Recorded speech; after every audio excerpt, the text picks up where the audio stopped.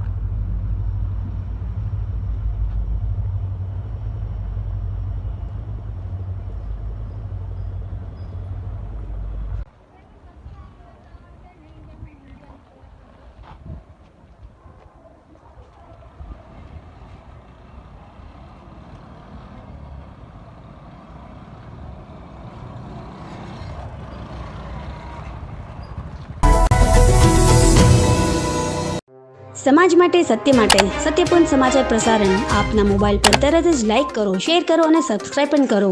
અને હા, ઘંટડી વગાડવાનું ન ભૂલશો. આભાર. સમાજ માટે સત્ય સાથે સત્યપુંજ.